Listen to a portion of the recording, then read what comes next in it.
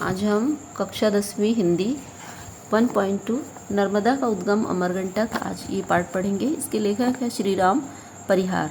तो इनका जन्म मध्य प्रदेश के खंडवा जिले के फेफरिया गांव में हुआ था 1952 में, और इन्होंने खंडवा से ही पीएचडी की उपलब्धि प्राप्त की और हाल में ही वहीं खंडवा में ही ये स्नातकोत्तर कन्या महाविद्यालय में प्राचार्य के पद पर कार्यरत हैं। इनकी प्रमुख कृतियां हैं आँच अलाव के, अंधेरे में उम्मीद, धूप का अवसाद, बजे तो बंसी गूंजे तो शंख, और भी बहुत सारे हैं इनकी रचनाएं। अब हम पाठ पर आते हैं। तो इस चित्र में जो पानी के किनारे बना हुआ सफ़ेद रंग का मंदिर दिख रहा है, ये लगभग 20 मंदिरों का समूह है। अब इन्हें मध्य प्रदेश संस्कृत एकेडमी की तरफ से निमंत्रण मिला था अमरकंटक जाने का।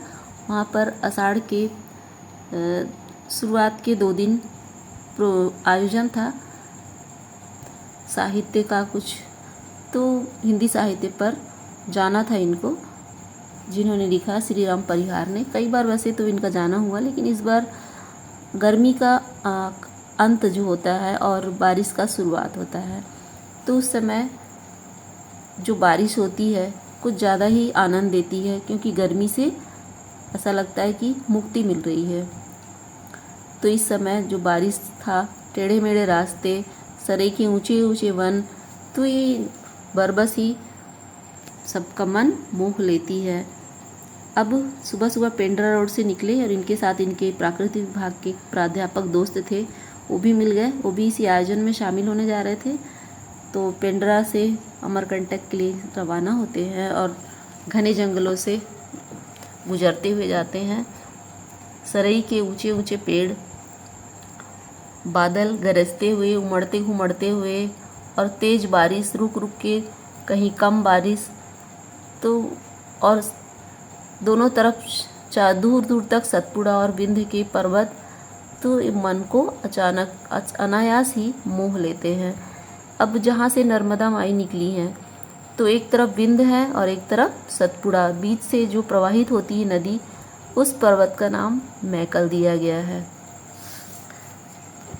अब दूर से दृष्टि पड़ती है जिस रजत धार पे, वो किसकी है? सोन की। सोन नदी वहाँ से प्रवाहित होती है, और दूर से ही बारिश का मौसम है, तो जलधारा बहुत बढ़ी हुई है, पानी बहुत ज़्यादा मात्रा में गिरता है, तो दूर से ही वह झरझर करके सुनाई देता और दिखाई भी देता है। सुनसान रास्ता, चारों तरफ जंगल, नदियाँ, झरने, ये हर किसी को ये प्राकृतिक नज़ारा बहुत ही खूबसूरत लगता है। अब अमरकंटक पहुँचते हैं। अब अमरकंटक जब पहुँचते हैं, सघन वनों से घिरा हुआ अमरकंटक का ये दृश्य बहुत ही खूबसूरत, और यहाँ के वनवासी क्या करते, वहीं के फल फूल और जो औषधीय जड़ी बूटियाँ हैं निकाल कर वहाँ बेचना, और फूल माला प्रसाद ये सब बेचना, इन्हीं पर इनका जीवन निर्भर है। तो जब जहाँ से नर्मदा निकली हैं अमरकंटक से, वहाँ पे बहुत पतली धारा के रूप में दिखाई देती हैं, और फिर आगे जाके भूमिगत हो गई हैं। थोड़ी दूर जाकर फिर ये आगे नदी का रूप धारण करती हैं, और जहाँ से प्रवाहित होती हैं एक जलकुंड बना हुआ है, वह 11 कोणीय जलकुंड बना हुआ है, और इसके आसपास फिर 20 मंदिरों का समूह है। और जो कुंड बना हुआ है यह अभी पक्का घाट बना दिया गया है, लेकिन और बीच में एक शिव मंदिर है। पहले कच्चा रहा होगा जहाँ से नर्मदा प्रवाहित होती होंगी, लेकिन अब पक्का कुंड बन गया है। और वहाँ पे एक मानव मुख की आकृति एक तरफ से लगी हुई है, और उसके मुंह से धारा नदी की जो है प्रवाहित होती है कुंड में। तो इसलिए इसमें कहा गया पाठ में कि अमरेश्वर के कंठ से ही नर्मदा प्रवाहित होती हैं। अब नर्मदा के बारे में एक कथा प्रचलित है कि नर्मदा की जो सखी रहती है जुहिला, उसको अपना संदेश लेके नर्मदा सोन के पास भेजती है, उससे विवाह करना चाहती थी। तो जुहिला जो रहती है वो सोनभद्र के व्यक्तित्व पर मुग्ध हो जाती है और नर्मदा का रूप धारण कर लेती है और उसका वर्ण कर लेती है। किंतु जब उसे पता चलता है नर्मदा को, तो नर्मदा माई की बगिया में भूमिगत होकर और आगे नदी का रूप ले लेती है।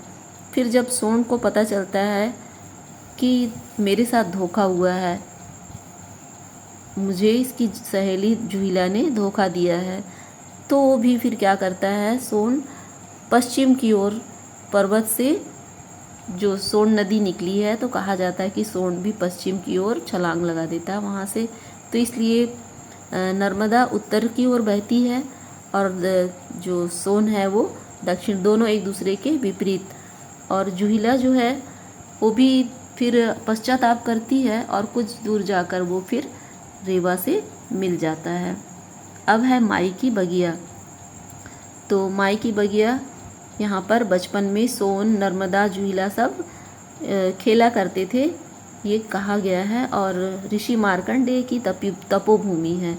यहाँ पे आम और सरेई के बहुत सारे बगीचे हैं और उस बगीचे में भी एक कुंड बना हुआ है, जल कुंड है छोटा सा, जहाँ पे गुलबकावली के फूल अभी भी हैं, जिसे कहा जाता है कि उनके प्रेम की निशानी है सोन और नर्मदा के। और कहा जाता है कि इसे आँखों में डालने से, इसके रस से आँखों का धुंधलका दूर होता है। और यहाँ पर साधु की कुटिया है, बनी हुई है। और यहाँ पे इतने आम के वृक्ष हैं जिसे आम्रकूट की संज्ञा कालिदास ने दी है। और आज से शायद पहले वहाँ और भी बहुत ज़्यादा जंगलों में आम के वृक्ष रहे होंगे, काफ़ी घने पेड़। अब मानवीय प्रसंग से इसे जोड़ा गया है और कहीं कहीं पे देवीय गुणों से भी इसको मंडित किया गया है।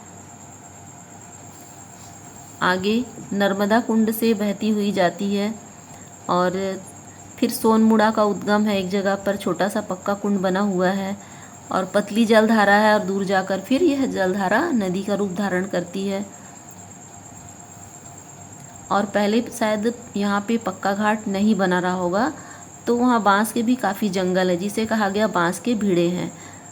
तो उन जंगलों से बांस के होकर वहाँ पर गुजरती रही होगी, क्योंकि जो परिक्रमा करते हैं वहाँ पर, जो साधु संत सन्यासी हो जाते हैं ना, जो इस मोह माया के बंधन से दूर होकर जो भगवान के लिए अपना जीवन समर्पित करते हैं, तो कहा जाता है कि इन नर्मदा का परिक्रमा लगाते हैं और परिक्रमा लगाने के बाद ही फिर वो साधु संत के जैसे अपना जीवन व्यतीत करते हैं।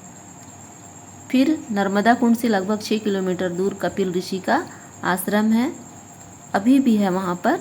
और यहाँ पे नर्मदा ऊपर से लगभग 150 फीट ऊपर से गिरती हैं, बहुत ही खूबसूरत है, जिसे कपिल धारा का नाम दिया गया है। अब कपिल धारा आगे चलती हुई काफ़ी ऊंचाई से और गिरती है पत्थरों से टकराते हुए, तो काफ़ी ऊंचाई से गिरने के बाद इसका रंग दूध के समान दिखता है, दूधिया। तो मान्यता है कि पानी को दूध की तरह ही मानते हैं और इसे पी के पोषित और जीवित है, तो इसे दूध धारा के नाम से जाना जाता है। अब नर्मदा के आसपास या किसी भी नदी के आसपास का क्षेत्र जो होता है वह काफ़ी उपजाऊ होता है, तो यहाँ भी पथरीले हैं चारों तरफ जो क्षेत्र हैं, तो खेती तो होती नहीं है, तो इसलिए वहीं के फल फूल बेचकर वहाँ के लोग जीवित रहते हैं और काफ़ी कठिन ज़िंदगी इनकी होती है। ये अमरकंटक है, नर्मदा का जो है क्षेत्र, देवों, मनुजों, मिथकों और लोक कथाओं, ऋषियों और वर्तमान रचनाकार जो हैं अपने संदर्भों में हर कोई अलग अलग इसे अपनी बातों में है अलग अलग तरह से प्रस्तुत करते हैं और इसकी अलग अलग मान्यता कहा गया है। कालिदास ने इसे आम्रकूट कहा है और यह भी कहा गया कि किसी समय यह समूचा जो पर्वत है आम्र तरुओं से आच्छादित रहा होगा। यहाँ सोनमुड़ा, माई की बगिया जो है वहाँ पे अभी भी हैं बहुत सारे वृक्ष, और बाकी जंगलों में तो थोड़े कम हो गए हैं। और यह जो जंगल है नर्मदा का सरगुजा जिले के वन तक और पश्चिम में सतपुड़ा की रानी पचमढ़ी तक चला आया है। तो बादलों का यह जो रूप अमरकंटक में देखा वह बहुत ही अद्भुत था, क्योंकि काफ़ी ऊंची पहाड़ी है ये। अब सुबह हो चुकी थी, बारिश अब थम चुकी थी, और ये जो आनंद की अनुभूति हुई है लेखक को, तो अपने शब्दों में इन्होंने बयान किया है। वैसे बच्चों, अगर आप लोग जाना कभी चाहोगे तो ये बहुत ही खूबसूरत जगह है, और जितना इन्होंने इसमें बयान किया है अपने शब्दों में, इससे भी कहीं ज़्यादा खूबसूरत है नर्मदा का सफ़र। तो ये पाठ हमारा यहीं समाप्त होता है।